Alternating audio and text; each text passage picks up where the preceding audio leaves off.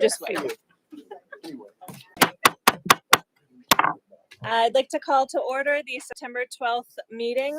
Please rise for the Pledge of Allegiance. I pledge allegiance to the flag of the United States of America and to the republic for which it stands, one nation, under God, indivisible, with liberty and justice for all. Ms. Bruner, can I please have a roll call? It's not her name anymore. It's not her name. Mrs. Kleinfeld. Roll call, please. Mrs. Eisenhart. Here. Mr. Hefner. Here. Mr. Hohenschel. Here. Mrs. Hune. Here. Mr. Reitnauer. Here. Mr. Sheets. Mr. Sheets will not be able to make it this evening. He had, unfortunately, another allow him to attend. Mr. Stevens. Mrs. Walliser. Here. Mr. Wagner. 7 present.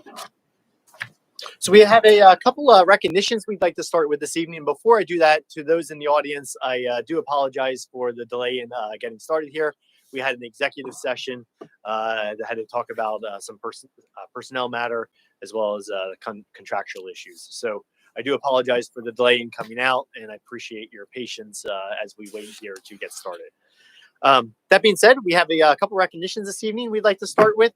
The first one is a very generous donation. We have received a donation from a former graduate, Ryan Hinkle, who is going to be investing and has invested in the past on in STEM-related initiatives. He now is looking to, as he worked with Mr. Volker and his department, to set up an esports club in the middle school. So this, if you're not familiar, is a new and up-and-coming activity. It is actually at the collegiate level as well. And so we're kind of setting our stage, one of the few school districts in Berks County to be able to do this and offer this. And we thank Mr. Hinkle for his generous donation of the $26,000 to fund the program, to fund the computers, and everything needed to get that program up and running. Mr. Volker, would you like to add anything to that? Because I know you've been heavily involved. No, I think you articulated the main points. It's not just the esports side that he's interested in supporting. It's also the STEM side of the house.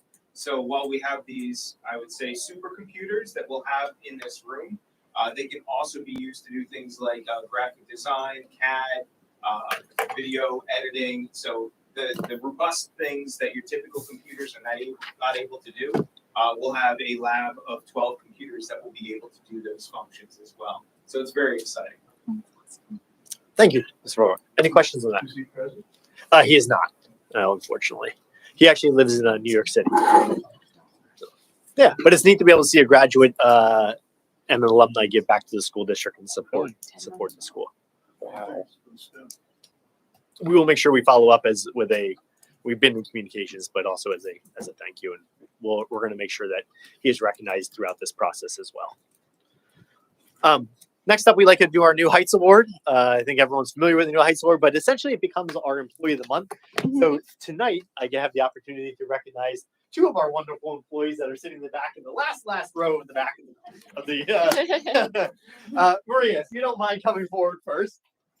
So if you don't mind, as Maria comes forward, I will take a moment and read why Maria was recognized. Congratulations. Maria is such an important and valuable part of the Brandywine Heights Area School District team. She has not only took on registration and helped to make that a smoother process in the last year, she has also played a key role in the implementation of Infinite Campus for Brandywine Heights. Maria goes above and beyond every day in all aspects of her work and has been working tirelessly, putting in an extra time to make the transition between East School and Infinite Campus successful. She has not only been helpful staff members learn Infinite Campus, but she has also been helping parents get acclimated to the system and log in properly. Her willingness to help whatever is needed is welcomed and always appreciated. Regardless of her workload, she comes into the office with a positive attitude and a smile on her face every day. Mr. Volker? So I think what just actually happened over here very organically exemplifies Mrs. Winkler very much. She is reluctant to step forward and shine in the light. She likes to support others and let them be successful. But I can honestly tell you the work that she does behind the scenes, it is without a doubt one of the many reasons that we've been able to be successful with many of the initiatives that we've launched within the office. Not only does she support myself tremendously, and if you know me, you know I need a lot of support. She has been able to support everybody, not just in the office, but across the entire school district. I dare anybody to find a more positive person. I don't think there's a day where I've come to school grumpy and I left grumpy, because she is just one of those individuals. If you're ever having a bad day, I encourage you to give her a phone call, and she will turn that right around. And I can't express the value of people like her. She is one of a kind. We would never be where we are today without her, and I can't say enough positive things. She's integral in the Education Foundation as well, sitting on the board. She was on the task force board. She's been involved in tons of parent activities, most recently sports boosters, and just a wonderful community member, as well as a tremendous asset to our office and to the district. So, huge congratulations.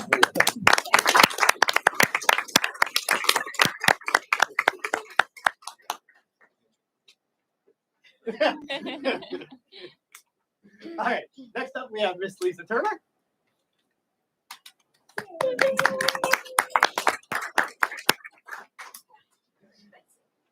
This is the New Heights Award that Lisa received.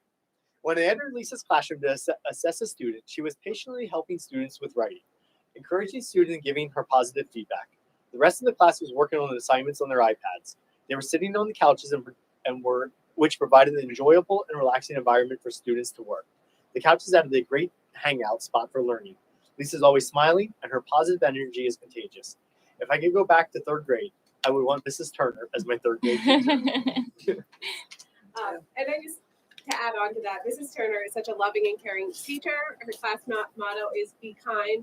I was lucky enough on the first. I still got it. Yep. We have our Be Kind bracelets. Mrs. Volunteer was there also to help us. Every student in the class made their Be Kind bracelets within the first week, and it's something that Mrs. Turner truly lives by setting that example for students. Her students, current and former students, love visiting her. I think she is a solid reason why so many kids love to come to school every day, whether they're in her class or had her influence her. And I just want to thank you for that positivity and that great influence you have on our students. No. I'm gonna say with that word positive is everything that surrounds you, Lisa. You've made such a positive influence on kids, on the school district, and you're starting as a nurse, now as a teacher. You just have really tremendously changed so many lives. And I thank you for everything you do on a daily basis. You give your heart, your soul, countless hours, I know. For this. I'm sorry, you probably came from the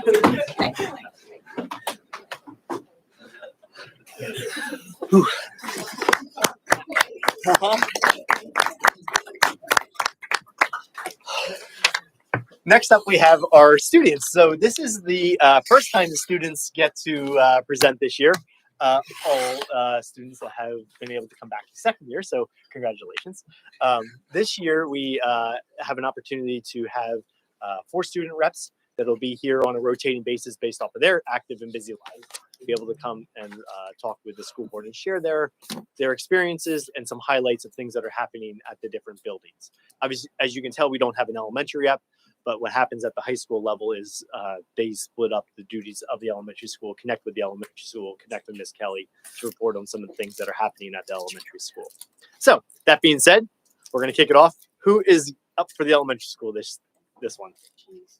Oh, Lauren, set you up. Well, and actually, as you start to present, do you mind just introducing yourself, what grade you're in, and then maybe some of the things that you're involved in? Okay. Just so this board gets to know you a little bit, since we're going to spend 9 meetings together. I'm Lauren. I'm in 9th grade, and I'm involved in soccer, basketball, a lot of sports. For our elementary school report, the elementary school is off to a great start. The students have very quickly adapted to learning the building, playground, and making new friends. We are looking forward to celebrating Johnny Appleseed's birthday later this month by learning about his travels and about different types of apples.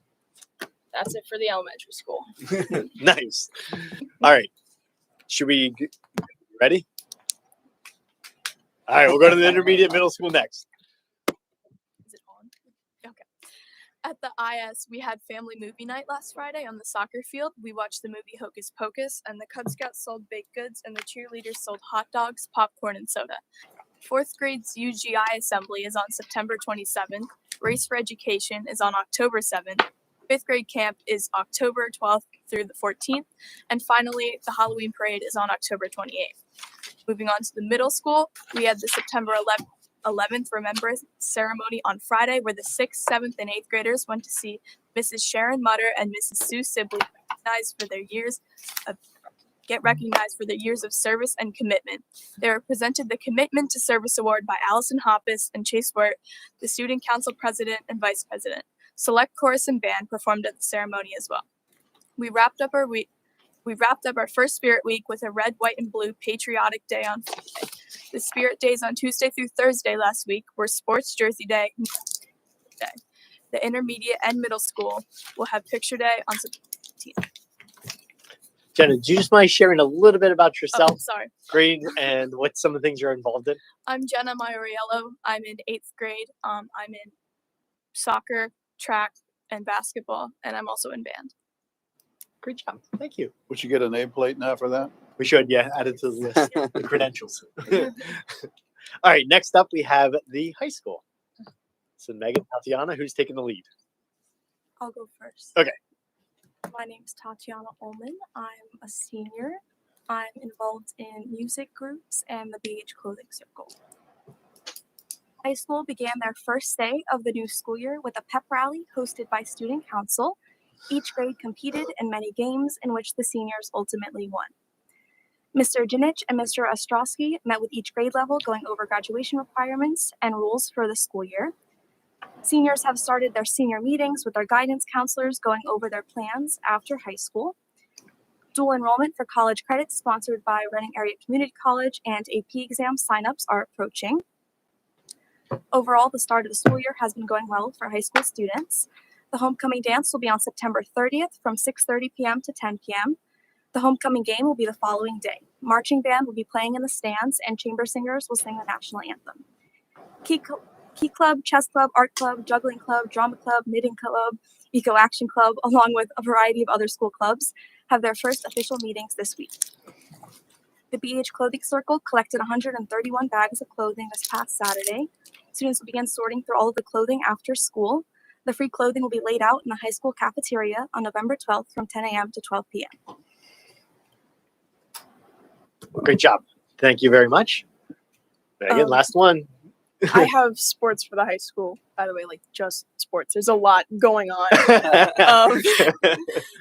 My name is Megan Miller, and I play girls soccer. I'm involved in track and field, and I'm a class officer. I'm a junior. I forgot to mention. Good job. Check. Girls soccer is off to a great start after winning their first scrimmage against Harrisburg Christian, who is currently second in the district rankings, 6-2. The girls currently stand at 6th in the district ranking after the first 2 weeks of regular gameplay with a current record of 4 wins, 1 loss, and 1 tie. Boys soccer won the Big Spring Backyard Brawl tournament last weekend, and the team is currently 5-1 overall.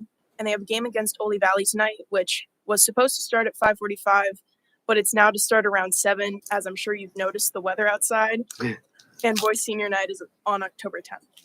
Topton Soccer Club Youth Night is on Saturday, September 17th for both the boys and girls soccer doubleheader at home against High Point Baptist. Girls tennis is currently 3-0, and their senior night is upcoming on September 26th. Girls volleyball is 3-1, and JV and varsity both have upcoming tournaments the weekend of the 24th for the Barron Classic at Mannheim Central. Girls field hockey is currently 2-2, and their senior day is set for October 6th. The cheer team has been doing an excellent job exciting Bullet Nation at all the home games these past weeks. Their senior night coincides with girls soccer senior night on October 4th, which is a Think Pink game for breast cancer awareness. And cheer youth night is on September 20th at the girls soccer game against Schuylkill Valley, where rec, middle school, and high school cheer will all come together in the spirit of Bullet Nation. Great job. Thank you, Megan. All right. Thank you, ladies. Moving on to public comment. Anyone? Hearing none, we'll move on to Board of Directors report. Can I get a motion in a second? So moved. Eisenhart. Second, right now. Thank you. Ladies, thank you very much. Great job this evening. And I appreciate you guys taking lead from before and getting home to do your homework and other things that have to get done. So excellent job. Couple items that are in the board of directors report. It's actually a little bit longer than normal. We have the reading of the minutes from the last time we were together, which was August 15th. Any adjustments or corrections that need to be made to those meeting minutes? We have some first reading policies I'd like to just briefly discuss this evening. The first one is the medications policy. So some students have and parents have begin inquiring about CBD and administering or using CBD oil in the school setting, which led us to then start talking about medical marijuana and marijuana, knowing that that is obviously a hot topic within the state right now. So over the course of the summer, Mr. Pratt and I have evaluated that whole scenario and what is involved. So basically the understanding before even getting the policies is CBD oil is like any other over-the-counter drug, like Tylenol or an aspirin or anything like that. When you get into marijuana or even medical marijuana, those are both, because we receive federal funds, we fall under the federal regulations. Those are drugs that are still considered illegal drugs. So regardless of what the state would do at this point in time, medical marijuana and marijuana are both considered illegal drugs. So that leads us then into our policies.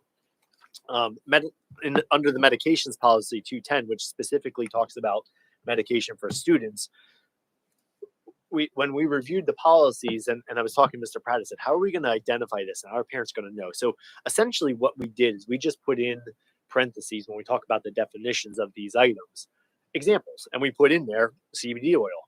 And so we listed that as one of the non-prescription items such as Tylenol, aspirin, those sort of things. So that's what the medication policy talks about and why that has been updated. Then we go into the controlled substances, which is a controlled substance, again, 200 sections. So that's for students. And we talk about in the definitions specifically marijuana and medical marijuana as prohibited substances. And then if you skip down to 351, which is drug and substance abuse, the 300 section policies are policies associated with our staff. That one, again, we put in there specifically examples of marijuana and medical marijuana as prohibited substances, just so that it is very clear and articulated in our policies of what is permissible and what is not permissible, since we're starting to get these questions. So before I move on, because, well, and let me just add that the drug and alcohol use and testing, the 351.1, just because it came under 351, we updated. Really is no functional changes to that. Just we added that as a operational review at the same time since we did 351. So before I get into the other ones, any questions about those? And Mr. Pratt, did I capture that correctly? Correct. Okay. So going into the other policies that are first readings for tonight, bullying and cyberbullying. The bullying policy that we received from PSBA, in my estimation, was very vague in terms of its definition. And so we started really evaluating other policies. Annually, the staff have to go through a bullying training. And so we went back and reviewed that training, what the definition for bullying is. And so we started pulling all those pieces together and put together a policy with a definition of bullying that we feel best captures what bullying is, how do we identify bullying, and what are those specific elements that are connected to bullying. So under that is inclusive of cyberbullying, and there's a whole bunch of examples and definitions that are connected to that. But that is really the crux of the changes that are in that policy, the updated definition of what bullying is and how we define bullying. And that's really important because often parents will come in and share a concern. It's a concern regardless of the incident, but will tag bullying onto the definition. And so we wanted to make sure that what we classify as bullying or cyberbullying is clearly defined. If it doesn't fall under bullying, as the policy defines it, it doesn't mean we're not going to handle it as a discipline issue or as a student issue. It just means that it may not fit under the official definition of what bullying is, which is more of a repeated occurrence. So that's what we wanted to clearly define in this, and that's what the definition of this policy is really gearing towards. Any questions on that one? Then we go on to school day. What we did under the school day policy, this is just a quick update on this one, is we added a clause in there that under the utilization of virtual instructional days is supported as a mechanism of continued instruction during this emergency closures following PDE guidelines. So basically all it was saying is we can use virtual instructional days as long as we're following PDE guidelines during emergencies for instructional purposes. So that's the clause that was in there. And the reason we put that in there, the segue to the next one, is under the emergency preparedness and response policy. That one is a new one recommended by PSBA. This is one that when you unpack it was very difficult to manage and work through. So in this emergency preparation policy, a lot of the changes that are in here are a reaction to the COVID pandemic. And so they put in here pieces that talk about the emergency instructional time that we just added into the instructional day policy. But it makes no sense to me that if we are ever in a situation when we would be looking at instructional time, and you said, where would you go to look at the possibility of using a virtual instructional time? Would you go to an emergency preparedness and response policy? You probably go to a school day policy. And so that's why we kind of lifted the language out of this emergency preparedness one and stuck it in the school day one. Going back to the emergency preparedness response one, that one does have that language in there. Their definitions and their examples of things we could include were mailed lesson plans, instruction via the television, or other. So obviously none of those apply and it's completely outdated. So we struck all those and just kind of created our own definition of what that could look like. The other piece that's really important to note here is there's a lot of pieces in here about the mandated trainings we have to do, the fire drills, the evacuation drills, all those pieces. But the piece that they added in here, again, reaction pandemic, was specific thing, training or support of students washing their hands, but then pulled out the whole section on bomb threats. So we went back in, and the whole reason I found it is this policy is so messed up. I need to see what our old one is and do a side by side. And that's how I found like the whole bomb threats thing was removed. And then I looked at our bomb threat policy language in our previous policy, and that language was honestly outdated. And I'd been to a training through the BCIU that the FBI had done a couple of years ago. Went back to the BCIU, that language and those resources were up to date. So what we did is we took the bomb threat guidance that the Homeland Security and FBI created, and then lifted that text from that guidance and put it in the policy. Again, kind of the user end of me is saying, if there's a bomb threat or something, we're going to open a policy.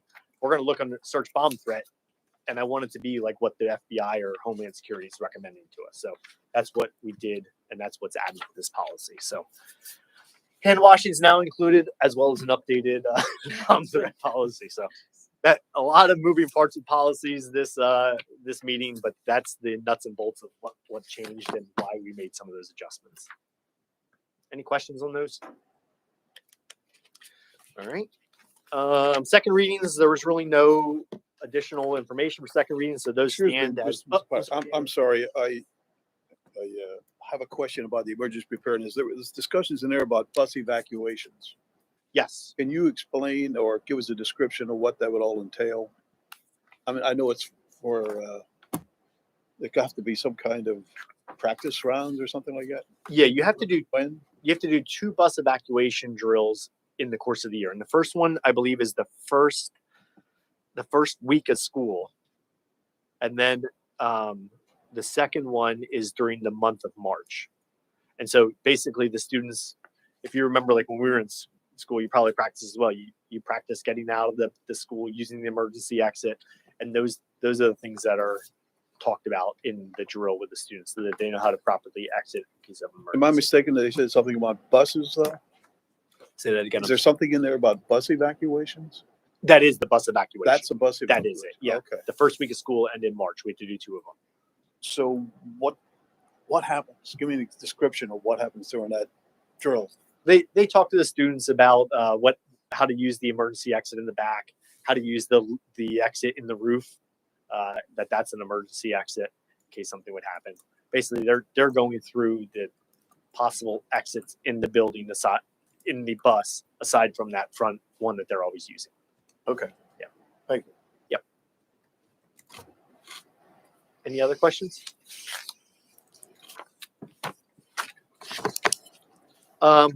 So the next item on the agenda is our school district goals. So we are excited to present to you, and it should be in front of you, the new layout for the district goals. It's now on a legal site because it's a little longer. So admittedly, we went from 4 columns, 4 core goals to 5. And we were back and forth of like, do we want to do this or not?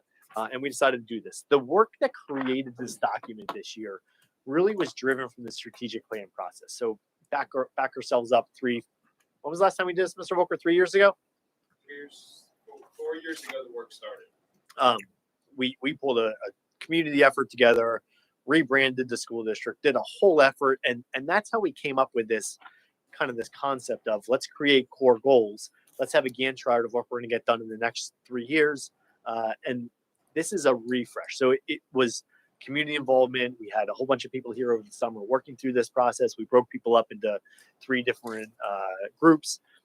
There's a second phase of this that's going to come into play, and that's going to be this fall. It's going to be more of an academic driven process, but this one was really more about community communications, and as well as we had to put a piece in there particularly about the training for our new staff called the induction program. So out of that whole process, we gleaned all those pieces and again put together another Gantt chart of what we want to get done in the next 3 years, and added an additional goal. So before it was having a focused on academics, a safe and supportive learning environment. We had a communications goal, and then we had one called operational efficiencies. So essentially those other ones are still there, except we took the communication goal and added one to the front called communication, and then the fourth column over, one called engagement. So now we have a communication goal. We have an academic, ensuring high quality instruction, academic goal. We have a safe and supportive learning environment in the blue. We have in the lighter color red, here's the engagement and connection goal. And then we have district facilities and resources, which is kind of that operational efficiencies one that we had before. So the reason we took the communications and broke it up into communications and engagement is as part of that discussion in the strategic plan process, this was the heavy emphasis. A heavy emphasis on engagement. How do we better connect the student, the district K to 12, regardless of whether that's the music program or that's our athletic programs or that's our transitions between elementary and intermediate school, middle school and high school. All those pieces were points of reflection that people had, stakeholders had given us to say, we need to do a better job of this. We need to reflect on this. And a bunch of stories and different examples were provided. Likewise, there was a lot of emphasis on communication. How can we better improve our communication? And so we talked about the things that we've been able to do in the past with the new website and pushing and the new ability to put parent communications out there with social media connections, all those other things. But there's definitely a growing concern that we need to do a better job communicating. We can always improve ourselves. So we decided, let's make these 2 separate ones. And really that becomes the crux of why we have 5 goals for this iteration, is to say, we need to focus really heavily on communication. We put now a whole communication plan together to better sync us. I think really what it comes down to is there's a lot of people trying hard. There's a lot of people working on communication, but it wasn't a succinct plan. And we had to pull people together to say, okay, let's just take a step back. Let's think about that end user experience, make sure we're communicating that up front. And let's also make sure that all these things are syncing together. And so that's really becomes the crux of the communication goal. The quality instruction one, that is a really important one as we continue to move forward with improving our programs, specifically our mathematics. And so some of the things that we put in place this year, and these are things that we've been talking about. It's things that we talked about the staff at the beginning of the school year. It's things we talked about in the June school board meeting when Mr. Mulker got up and said, here's our plan. Let's kind of focus back in on what are we doing here. That intervention model, making sure that we have interventionists available and that we have a succinct intervention model K to 12. How are we supporting students? How are we ensuring that there are processes to capture students if they're struggling? That connects to then a grading policy. And so we started looking at the grading policy and formalized that throughout the school district. So 60% are summative, like projects or tests or quizzes, and then 40% is formative, like homework or check-ins throughout the day. That's also connected to then an opportunity for students to retest. So if 60% is a heavy part of a grade, and if a student isn't a good test taker, well, there's always projects. But if a student isn't a good test taker and they don't do well, let's make sure they have a second chance. Ultimately, our goal is to make sure students are learning, right? So as this whole idea of the intervention and capturing students if they're struggling, this idea of the grading policy, this idea of let's give students a second chance. And so they can retest, they can do a different project instead of testing, all with the idea that it's built to support students and make sure they understand the knowledge. Can I just ask a quick question? Sure. The retesting, is Yeah. that supposed to be teacher directed or student directed? Like, is the student supposed to be like, hey, I bombed that test, like, can I retake it? Or is the teacher supposed to reach out to them? Like, what does that look like? It's a student directed. It's optional for all students. So it's optional for the kid that got a 90% and wanted to get the 95, or it's Okay. optional for the kid that got a 60 and one is hoping for the 72. There's like no cutoff percentage. It's just up to the student. It's optional for the student. Yep. And does and- it have to be within like a certain amount of time, or could it be It like at the is. end of the marking period? You know, yeah. There's Okay, a that's what I was worried about. 2-week Yeah. window 2-week window. that they have to be able to do it. 2 weeks, correct? Yeah. I just second guessed myself. 2-week window that they have to be able to talk with the teacher and say, I'm interested in doing this. And then the teacher then works with the student to make sure that they're doing some kind of purposeful way to relearn that material before they either retest or maybe they do a project instead of, it doesn't have to be the same test. It could be something different. Okay. And then what happens is whatever grade is the highest, that's the grade they get. It's not averaged. It's they get the higher of the grade. Wow. Okay. And really, the whole idea is let's make sure students are learning. Mhm. And so if they can prove that they have mastery and they can prove they got a better grade because they learned the content, then let's do it. And so that's why I was a strong advocate that if it's a kid gets a 90 and they wanted the 95, hey, if that means they learn more, why not? Like, why should that be just because they got a 90? Why is that a detriment to a kid that did not do as well? Okay. Again, the whole concept behind this is to help put in place the opportunities for kids to learn more effectively, and that connects to some other things that we're doing in kind of sidebar here. But that we also have been working. I see Mr. Donato here. We were working closely with the association, and we put together a cell phone policy. We talked about that before, but the cell phone connectedness is let's make sure when students are in the class with the teacher that they're learning and they're not distracted by the phone. So that's why we have this new plan to, hey, when teachers are teaching, put the phone away. When kids are in the hallway or they're in study hall or at lunch, particularly in the middle school and high school, then let's teach them how to use that appropriately. And those are times when you can use it. But when a teacher's teaching, just like when you're at a job and you're expected to focus, put it away and let's make sure that, and there's a set sequence of events that happen if they don't, but it all goes to this idea of let's focus back on academics and let's make sure our kids are gaining the knowledge that they're working. So that's really the crux there. Quick follow-up question around these changed policies and procedures for grading and testing and homework and that kind of stuff. So have those been implemented or are they still in development? They have all been implemented officially at the beginning of the year, and it's pushed out in a multitude of ways. One, at the beginning of the year, I should rewind. At the end of last school year, when we were developing these processes and procedures, that's kind of when we were doing the groundwork. By the end of last school year, we identified what we wanted to do moving forward. So we shared that information going into the summer, and we said, when you come back, we'll be officially unveiling this and diving in. Go have summer. When you come back, we'll talk about it more. So then we spoke about it in depth at the beginning of the year. And it's a bit of ongoing dialogues, specifically thinking about some of the retesting, which is a bit more of a burden, for some of the teachers when you think about their workload. Okay, well now there's this other thing that we want to manage, but we philosophically believe so strongly in the growth model.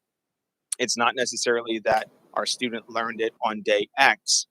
We care that they learned it, period. So making sure that they have additional opportunities. So we talked about the whole philosophy, and then we're talking about how we make sure that that's implemented consistently across a grade level or across a department, depending upon which building you're talking about. And that's just one of the multitude of things that we've been rolling out.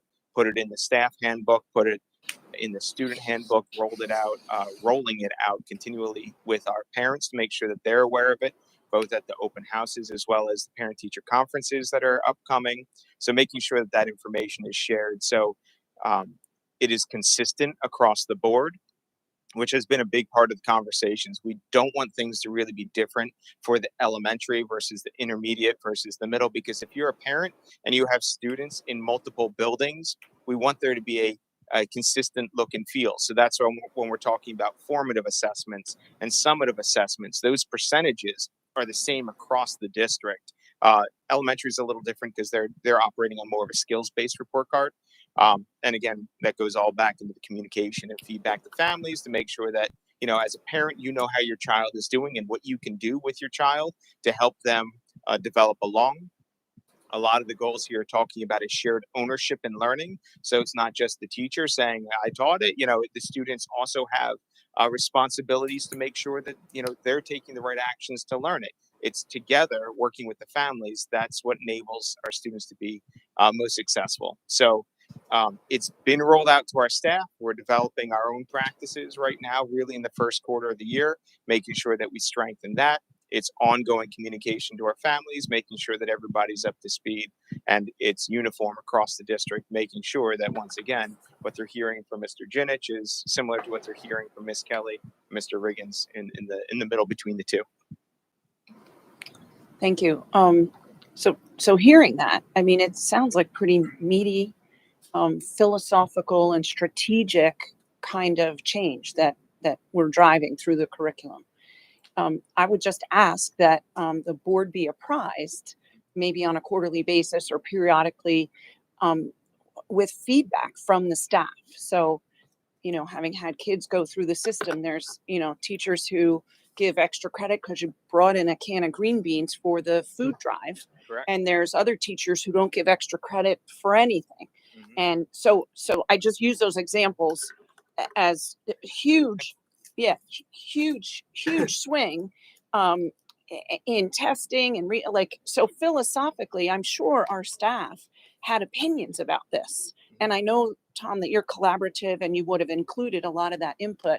But I would think the rollout isn't just push it out there and, walk away. So I would just ask that as the year goes on, we get some feedback from the faculty and that we get some feedback from, I'm almost sad that the student reps aren't here. I would have loved to hear their perspective. What do you think of these changes? How has the communication and rollout been? Are your teachers buying in? Are you getting consistent feedback in all the different classes that you have? I'd like to hear more about it because to me it feels big And it is and big. important. And it is. And even talking about extra credit, that's a perfect example because we spoke at length about what's the whole purpose of extra credit. When we talk about a report card being, sharing with the family, the mastery of skills, how does extra credit fit into that view, into that communication? Does that then inflate a report card score, which might then inflate what a parent thinks a child's mastery level of skills are? So we spoke about that kind of at length. And as you can imagine, everyone has different philosophical approaches to this, but without putting anybody on the spot, I think this is one where our staff definitely recognizes the value and the philosophical approach. It comes down to implementation. And that's really where we are right now, this being year one. it is also a bit of a challenge that we're also implementing something else that's pretty big and heavy, which is the entire student information system. So we're giving everybody a little bit of grace as we're learning these new systems and implementing some of these new policies at the same time. But they are, as a department head is here, part of some of the ongoing conversations that we are having within a department. How do we best implement some of these things? So I can't say to you right now that, on first quarter, we're crushing it. I think we're implementing it to the best of everybody's ability right now. It has been added at the secondary level to every teacher's syllabus. So it's right there when they're rolling out their course to their students. This is how we do grading. This is what your opportunities are with retesting. It's all included within those documents. I guess my concern is, especially at the secondary level, are we going to see really inflated grades for our really bright kids that are going to be determined that they want to get that 98, that 100%? And is that almost belittling our reputation as a district? Like, oh, okay, she was number one in the class at Brandywine, but they let them do retesting. Sure. Whereas other school districts don't, and those kids that are getting a 75 are getting a 75, and that's truly, do you know what I'm saying? Like, is there any, so I can are tell you worried about like backlash with that? I can't say I'm really worried about that, because as I talk to my colleagues across the county, a lot of school districts have started implementing models similar to this. Not everybody is there yet. A lot of people are still having the conversations. But I would say there are going to be more and more school districts that we all share the same philosophical approach, right? We want students to learn. And if it's that student that has the 95 that wants to get to the 97, it's not as easy as just, oh, I'm going to retake that. There's work that has to be done to earn the right to retest. And based on kind of what we've seen from some school districts that have gone before us, yes, there will always be students that try for that 100 on everything, right? I don't want to get in the way of a student that wants to do that. And I wouldn't say that the grades are inflated, because for me, the grade's all about the mastery of the content. If that student went back and mastered the content and was reassessed on a different assessment to show that they are now at that level, that's where that student So is. it's a completely different test. It's not like they're taking the same test. So are the teachers having to come up with another test then? And again, the conversations we're having with our teachers are you just going in and changing questions? So if I'm a math teacher, which I taught math and science, so it's a little bit easier for me to go black and white with math, Right. exact same layout, different numbers, right? Sure. Or am I reassessing this student in a completely different way? Right? Maybe it's a project-based assessment this second time around, because I know that this student struggles with X, Y, and Z, and they can better show me their mastery of skills in application.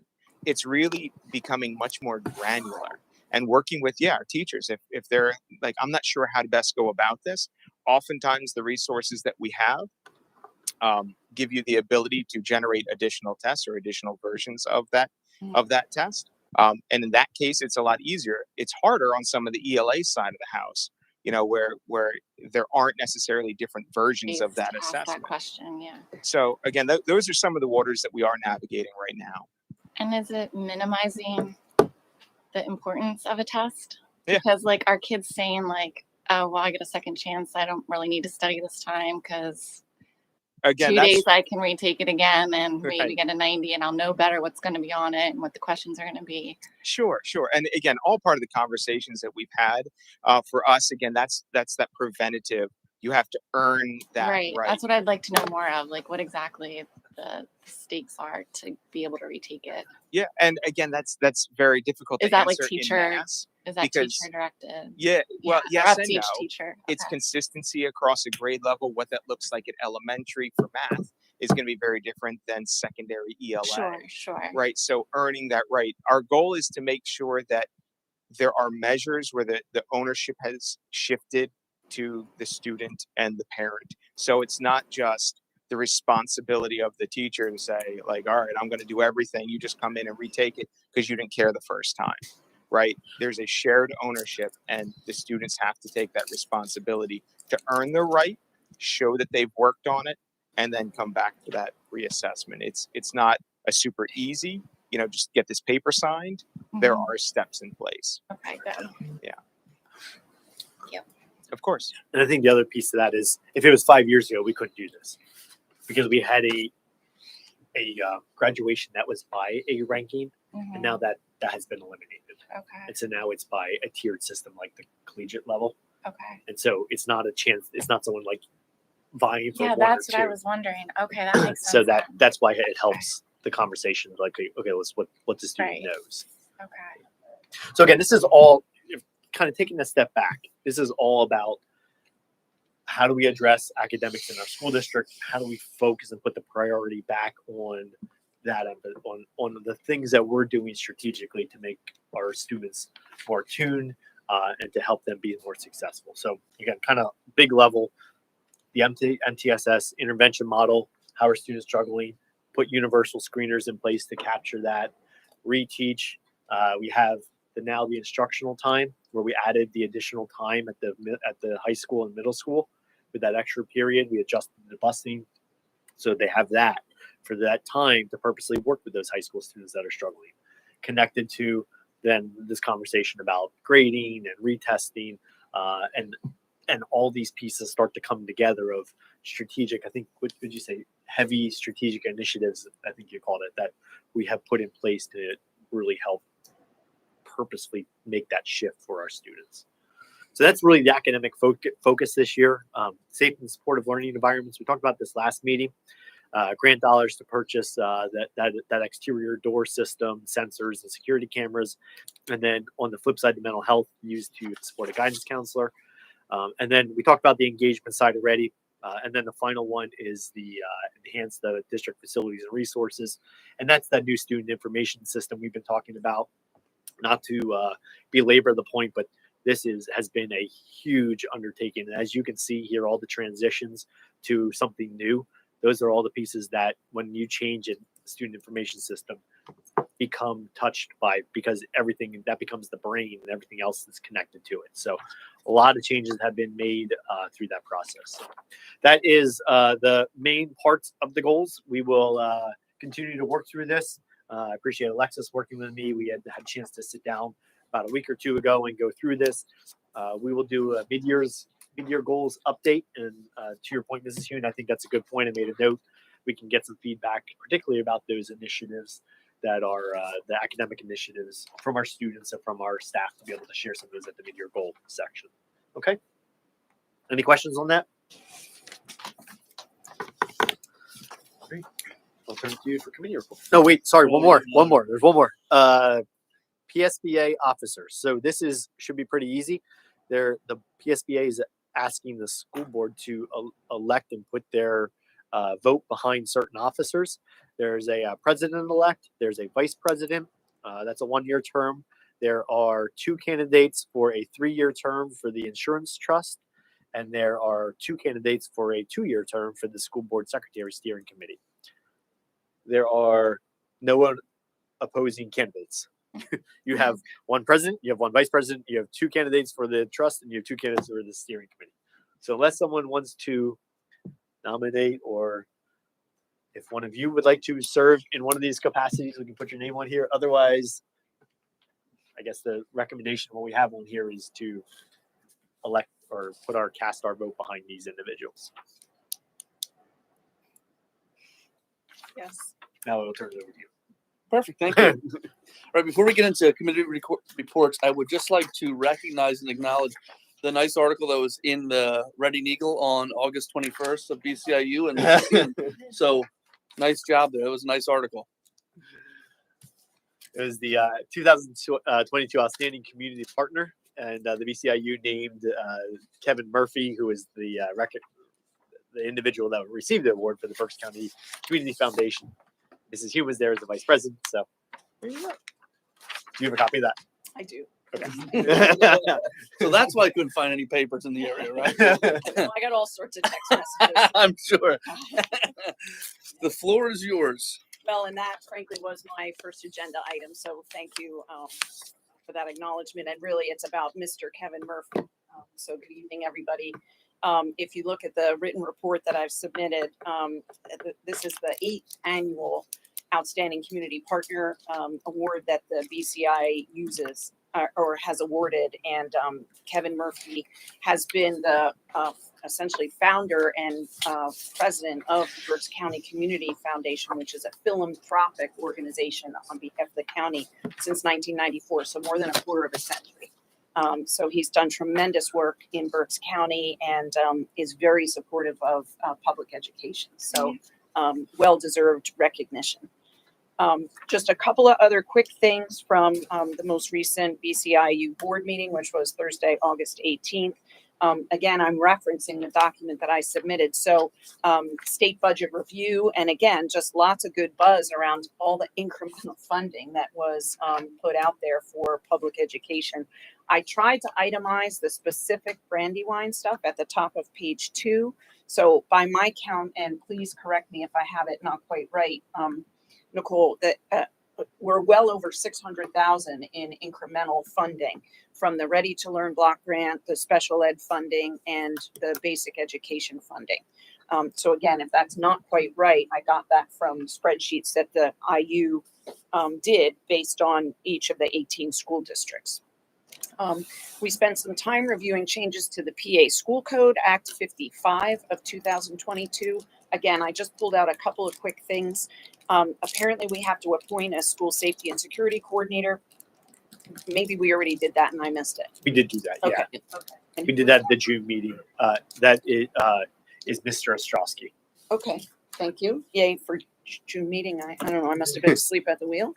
Okay, great. And, there's some other requirements there. I did note that there were 2 $100,000 grant applications, one for safety and security and one for mental health that were due at the end of August. So I hope that we had made those deadlines and gotten submissions, because we seem to have really good grant writers here and a really good track record of winning those things. So And so they're each actually, with the way that formulas all work out, $120,000 on each of those. And yes, we have submitted, and all of the required professional development itemized within Act 55 is being addressed. And Mr. Ostrowski is taking the lead along with Mr. Freeman as well.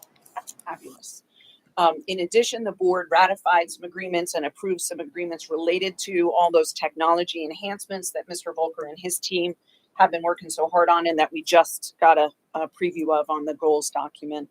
I think that's all that I really wanted to point out, although hot off the press at today's noontime board officers meeting, there was the announcement, and this will roll out tomorrow, I think, to all the school districts and superintendents, but the Keeping Kids Safe Symposium, which is an annual event that the BCIU coordinates, again, on behalf of county school districts. It's scheduled for Tuesday, October 12th in the morning, like basically 8 in the morning till noontime. They're lining up some really good speakers and content. So for anybody interested in that domain, you may want to tickle your calendar, and more information is forthcoming. Did they say what the theme was going to be this year? Say that? Did they say what the theme was going to be this year? Yes, I have a sticky note. It's May I okay. loop I'll back find- to you? I'll It's find like tomorrow, don't buried worry. here. So Yep. yes, I do have a theme. I just can't find my little sticky note. And I apologize, I misspoke. So what we started doing is we put those positions like Title IX coordinator, district safety committee on an annual basis. I thought it was at the June meeting. It's actually the December reorg meeting. Oh, okay. So Mr. Barnhart was recognized at that point as district school and safety administrator. So we will need to update that to Mr. Ostrowski. But that I knew we got into a system of making sure we didn't miss those things, and that's when we do it at the reorg. Sounds good. That concludes my report. The next meeting is this coming Thursday night, the 15th. Thank you very much. In the absence of Mr. Sheets, do you have anything to add to his report? I do not. No, I'm not sure when the next BCTC meeting is. Alrighty. Berks earned income tax. So I have nothing to report except for the next scheduled meeting is September 29th. Thank you. COLA, Mrs. Walliser. We have our meeting tomorrow morning, and it's going to be the Pennsylvania Association of School Administrators that will be presenting. And the floor is still yours for policy committee. I think Mr. Pottinger addressed all of that. All right. Strategic planning and goals, Mrs. Eisenhart. Nothing to report for our presentation. I'm just gonna pass it over to you guys, do the goals and the. The policy review. Okay, next, someone who's willing to help out. Yeah. Negotiations committee. Did Mr. Keys supply you with anything There's some additional? information that's in there, just that the committee had met over the course of the summer to discuss some of the administrative hires that occurred during the time. And building construction committee. So some of the updates on the building construction committee. A lot of work has been done through that committee to get to the point tonight. Tonight in the next section, there's a discussion and consideration for approving some specific ESCO related projects.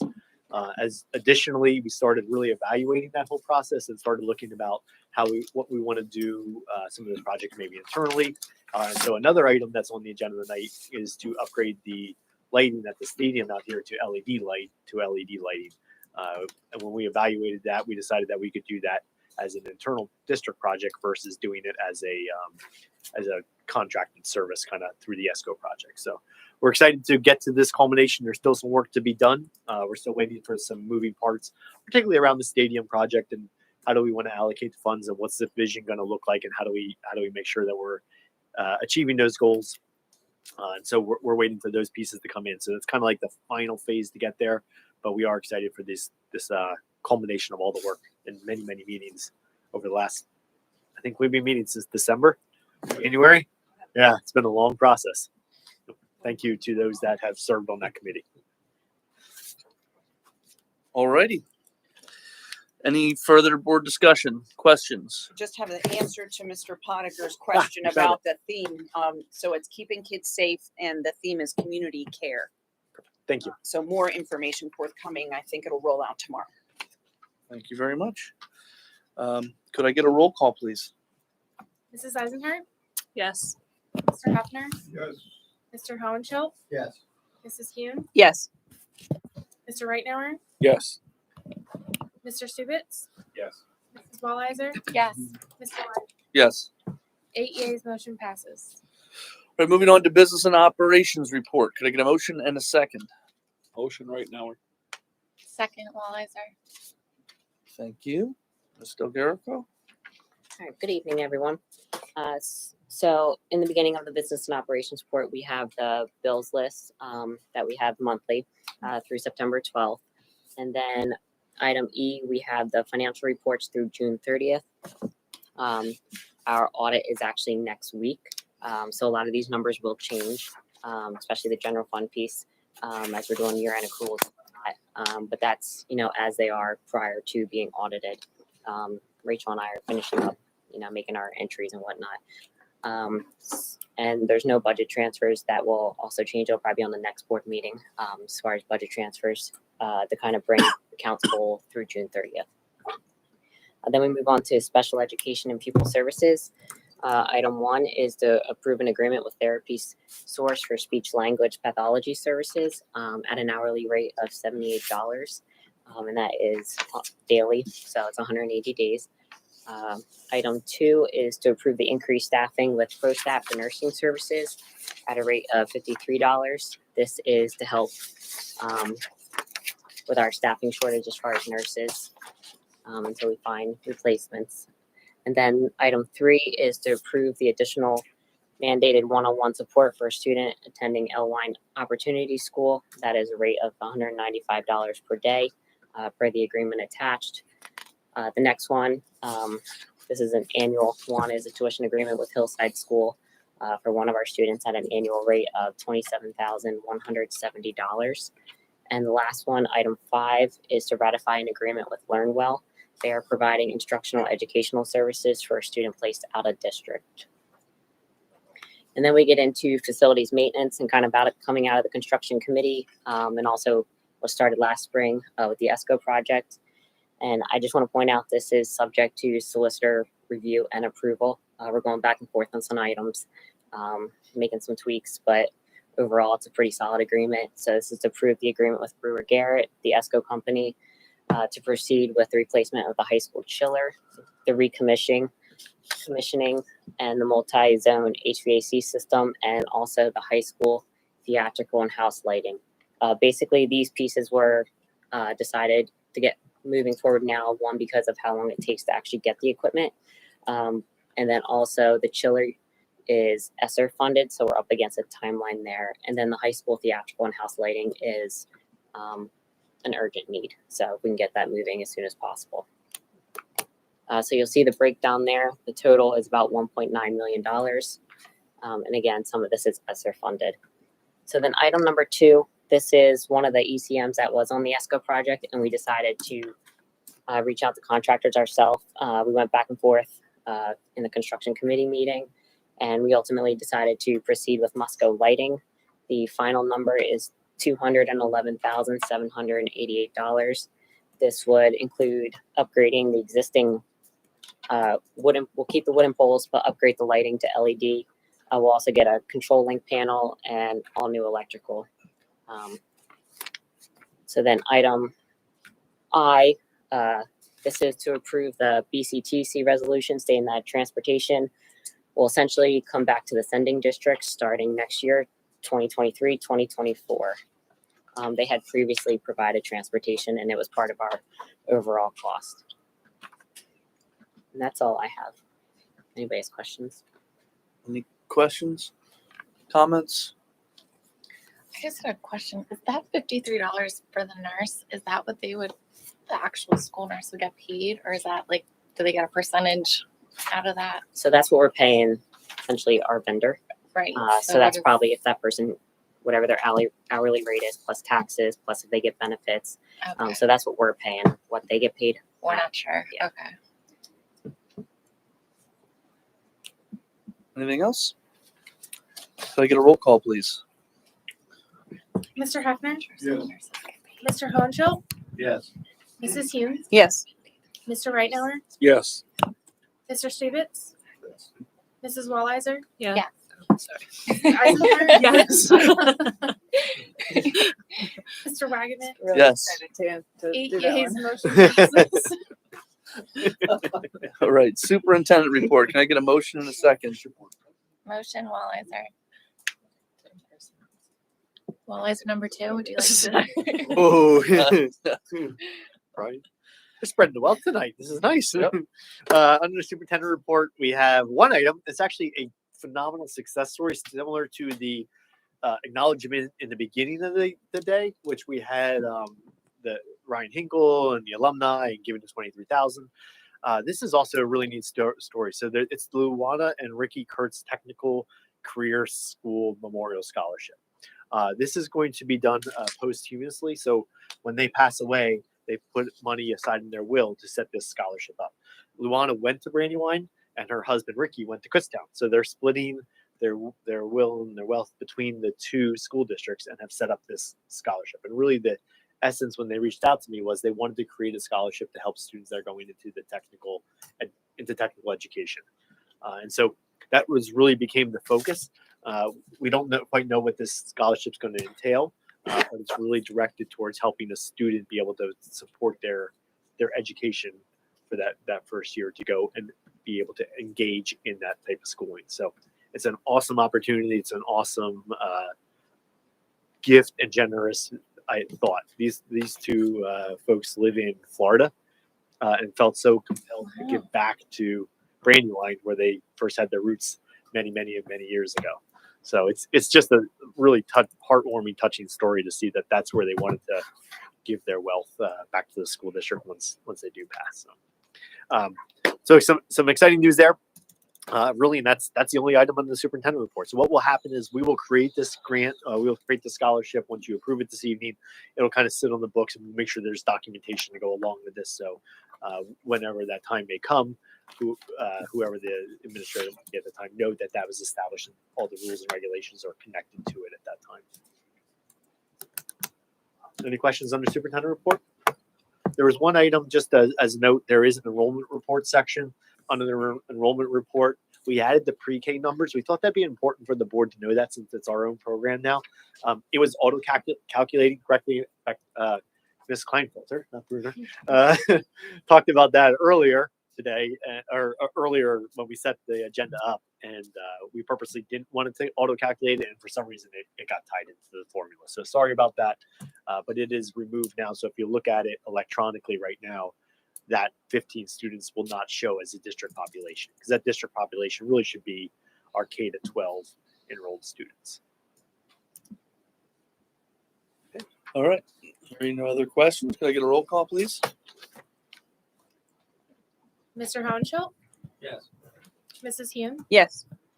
Mr. Reitnauer, Yes. Mr. Stevens, Yes. Mrs. Walliser, Yes. Mrs. Eisenhart, Yes. Mr. Hefner, Yeah. Mr. Wagaman. Yes. 8 yeas, motion passes. Okay, personnel report. Could I get a motion and a second? So moved. Second. Eisenhart. Ken and Alexis. All right. Under personnel report this evening, we have a couple resignations. We have the individual that was our elementary school CAF recess aide is resigning. We also have the resignation of a substitute school nurse. We have a very special appointment to acknowledge this evening. Our recommendation for the athletic director after a pretty exhaustive search. We had 26 candidates apply. We did video reviews of the candidates. After the video reviews, we brought first round live interviews in, and then we did the second round interviews with the committee. The committee consisted of students, of school board members, of some of the coaching staff, someone from the Booster Club president, as well as some administrative staff. So not much anxiety there in front of all those folks, but it was a great process to get to the end goal. And so I am very happy to report and to recommend to this school board that Miss Sarah Sophie become the next athletic director for the Brandon Heights Area School District.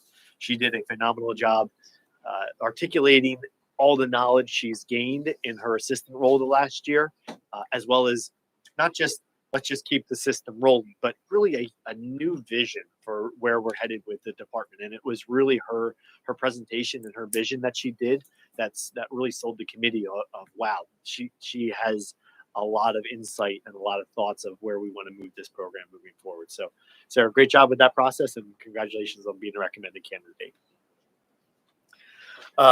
We also have the revised athletic staff and volunteer coaches that is on the list tonight, as well as the paid instructional non-athletic co-curricular. So we do an athletic co-curricular appointment as well as non-athletic.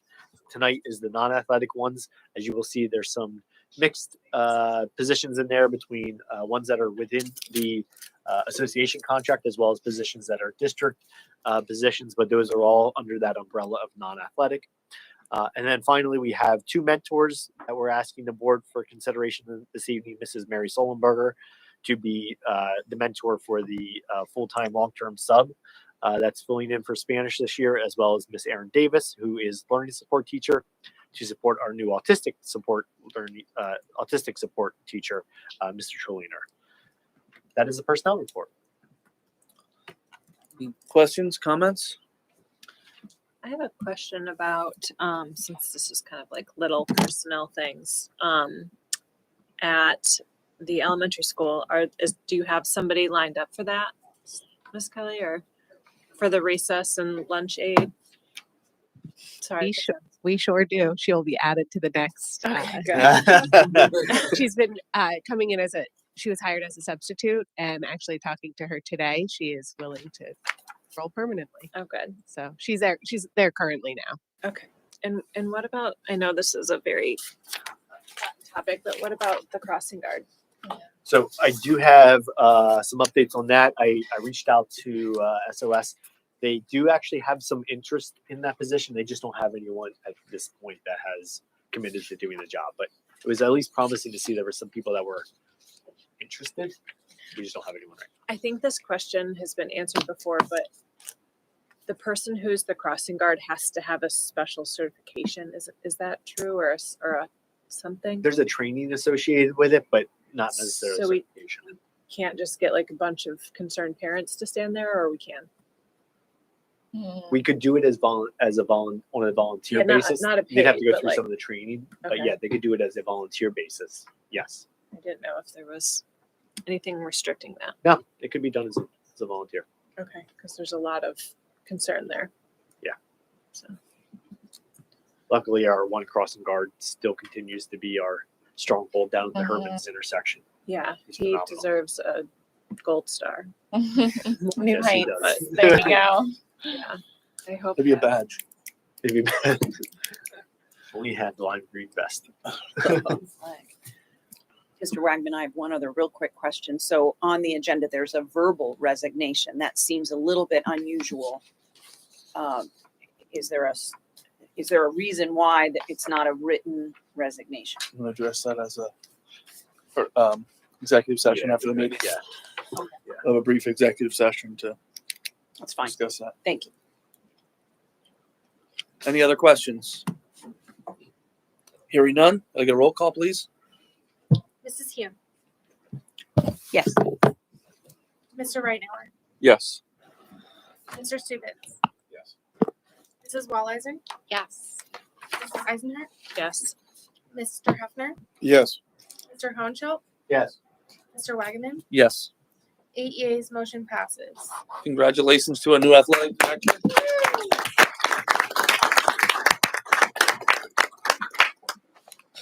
Is there any other business? Any other public comment? I did make an announcement about the exec session at the beginning of the meeting. Correct, and we will have one following the meeting as well. So can I get a motion and a second for adjournment? Second. Thank you very much. Thank you, everyone. Oh, yeah. Why don't we just go right into That was loud, the yeah. office over here?